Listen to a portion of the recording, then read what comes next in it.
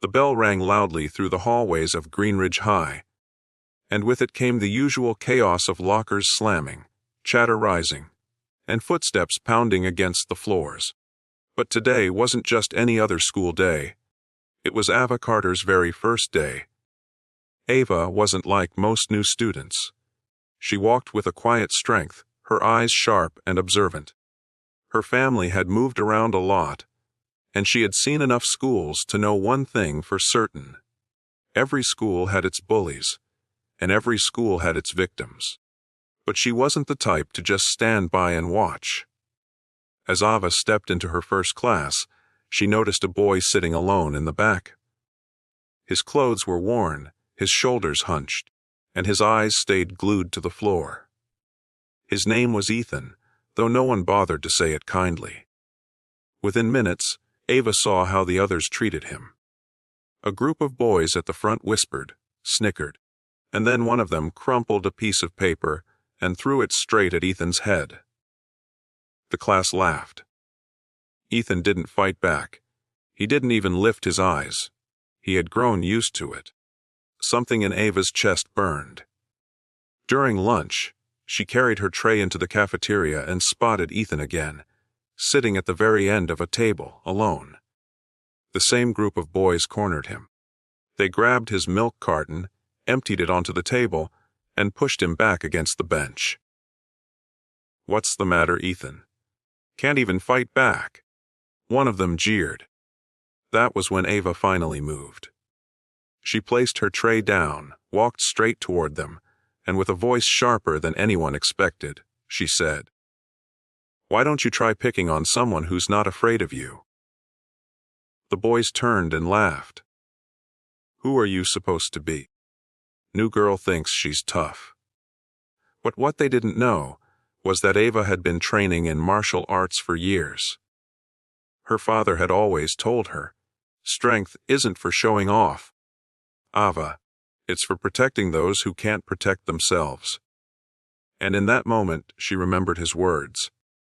The tallest bully tried to shove her aside, but in a split second, Ava twisted his wrist and sent him stumbling back, gasping in shock.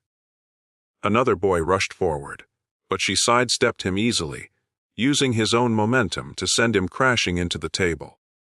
The cafeteria went silent. Students froze, watching in disbelief as one girl, on her very first day, took down the most feared bullies in school without breaking a sweat. But Ava didn't gloat. She didn't laugh. She simply stood tall, eyes calm but firm. "Leave him alone," she said, pointing to Ethan. "This ends now." For the first time, the bullies hesitated. They weren't used to being challenged, and certainly not by someone who wouldn't back down. Finally, muttering under their breath, they walked away, glaring but defeated.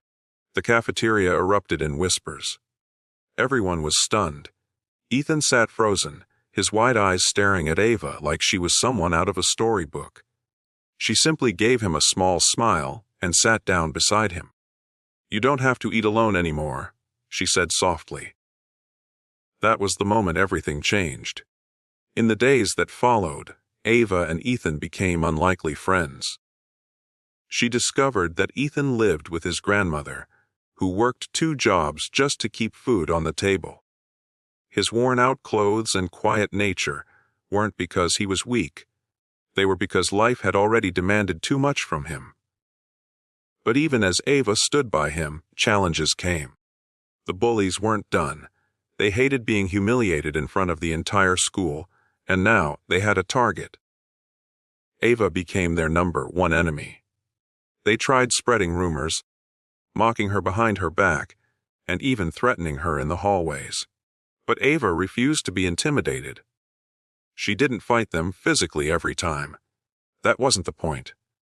Instead, she showed strength in ways that couldn't be broken down. When they mocked her, she stayed confident. When they tried to corner Ethan again, she stepped between them without fear.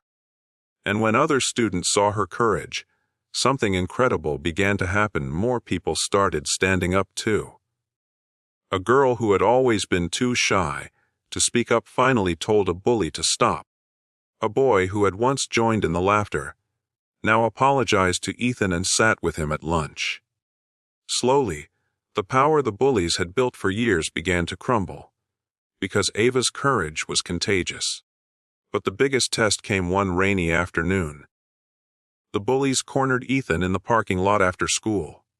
Ava arrived just in time to see them shove him against the fence. This time they were angry, desperate to reclaim the control they had lost. Ava's heart pounded, but she didn't hesitate. She stepped forward, fists clenched, ready to fight if she had to. "You touch him again, and you'll regret it," she warned. The leader sneered, raising his fist, only to pause when he realized something. Behind Ava, a group of students had gathered. Not just one or two, but dozens. Kids who had been silent for years were now standing together.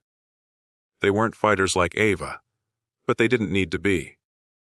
They were united, and that was more powerful than fear.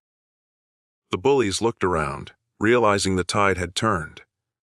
For the first time, they weren't the ones in control. They dropped their act, muttered insults under their breath, and walked away into the rain. Ethan looked at Ava, tears in his eyes. "Why did you do all this for me?" he asked. She placed a hand on his shoulder and smiled. "Because everyone deserves someone to stand up for them. And sometimes, it only takes one person to show the rest how." From that day on, the bullies never ruled Greenridge High again. Ethan grew stronger, not because he learned to fight, but because he finally believed he was worth defending. And Ava, she wasn't just the new girl anymore. She had become a symbol of courage, proof that kindness, when backed by strength, could change an entire school. And as the years went by, the story of Ava Carter's first day lived on as a reminder to everyone who heard it: courage isn't about fighting for yourself. It's about fighting for those who can't.